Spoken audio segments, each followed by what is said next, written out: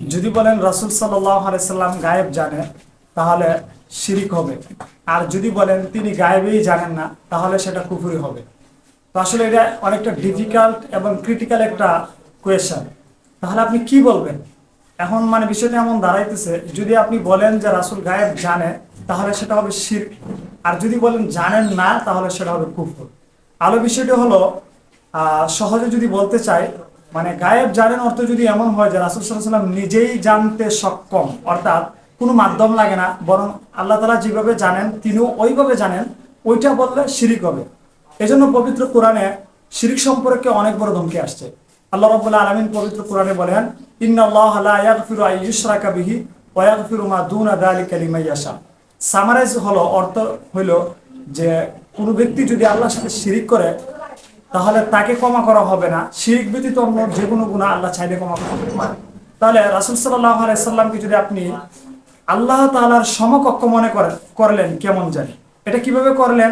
সেটা আপনি যে বলতেছেন যে রাসূল সাল্লাল্লাহু আলাইহি সাল্লাম কি গায়েব জানে, মানে সবকিছু জানে এবং খুব কোনো মাধ্যম ছাড়াই জানতেছে এবং নিজেই সক্ষম, এটা কি শিরিক বলা হয়? আর যদি বলেন রাসূল সাল্লাল্লাহু আলাইহি সাল্লাম গায়েবেই জানেন না তাহলে সেটা কুফরি হবে। কেন? কারণ রাসূল সাল্লাল্লাহু আলাইহি সাল্লামকে এমন কিছু বিষয় জানিয়ে দেওয়া হয়েছে যেটা আমরা জানতাম না। তো যেটা আমরা জানি না মানে আমাদের অজানা, সেটাই কি গায়েব। তো যেহেতু আমরা জানি না রাসূল সাল্লাল্লাহু আলাইহি সাল্লাম গায়েব আমাদের আগেই জানেন, তাহলে সেটা এক ধরনের গায়েব। তো সেটা আবার মাধ্যমে হয়েছে, অর্থাৎ জিবরাইল আলাইহিস সালাম জানাই দিয়েছেন, অথবা ওহির অনেকগুলো পদ্ধতি আছে, কোনো এক পদ্ধতি তিনি জানছেন, তখন সেটা জানানোর মাধ্যমে তিনি গায়েব জানছেন, তখন এটা একটা মাধ্যমের হয়েছে, যে কোনো মাধ্যমে। তখন এটা আমাদের থেকে গায়েব থাকার কারণে রাসূল সাল্লাল্লাহু আলাইহি সাল্লাম এক ধরনের গায়েব জানেন, এটাকে যদি আপনি অস্বীকার করেন তখন সেটা কুফরি হবে। তো যদি বলেন একবারেই জানে না তাহলে সেটা কুফরি, আর যদি বলেন তিনি নিজে থেকেই জানতে পারেন তখন হবে শিরক। তো এজন্য বলছিলাম, যদি আপনি বলেন রাসূল সাল্লাল্লাহু আলাইহি সাল্লাম একেবারেই গায়েব জানেন না তাহলে সেটা কুফরি হবে। এই জন্য যেন পবিত্র কোরআনের বিভিন্ন জায়গায় আল্লাহ রাব্বুল আলামিন শব্দ ইউজ করছেন, ওয়ার্ড ইউজ করছেন এইভাবে যে আপনি কি দেখেন নাই, আপনি কি শুনেন নাই, অথবা আপনি কি জানেন না, এই ধরনের শব্দ। এক্সাম্পল আমি একটা বলছি, যেমন আলাম তারা কাইফা ফাআলা রাব্বুকা বিআসহাবিল ফিল, সূরা ফিলের প্রথম আয়াত। সেখানে আল্লাহ বলছেন আপনি কি দেখেন নাই, তারা শব্দ ব্যবহার করছেন। তো মানে বোঝা যাইতেছে রাসূল সাল্লাল্লাহু আলাইহি সাল্লাম কি দেখছেন, এই জন্যই আল্লাহ তাআলা প্রশ্ন করছেন আলাম তারা, আপনি কি দেখেন নাই, কাইফা ফাআলা রাব্বুকা বিআসহাবিল ফিল, আপনার প্রতিপালক হস্তি বাহিনীর সাথে কিরূপ আচরণ করেছেন। তার দ্বারা বোঝা যায় রাসূল সাল্লাল্লাহু আলাইহি সাল্লাম আগে থেকে দেখছেন, অথচ রাসূলের জন্মের আগেই ঘটনা ঘটছে। এক্সাম্পল শুধু আমি এটা দিলাম সংক্ষেপের জন্য, পবিত্র কোরআনে আরও বিভিন্ন জায়গায় এরকম শব্দ ইউজ করা হয়েছে। তো যদি আপনি বলেন রাসূল সাল্লাম গায়েব জানে না, তাহলে তিনি এখানে বলতেছেন যে আপনি কি জানেন নাই, বা আপনি কি দেখেন নাই, আপনি কি লক্ষ্য করেন নাই, তাহলে এই ভাষ্য দ্বারা বোঝা যাইতেছে যে রাসূল সাল্লাল্লাহু আলাইহি সাল্লাম আগে থেকে জানতেন কিংবা দেখছেন বা অবগত ছিলেন।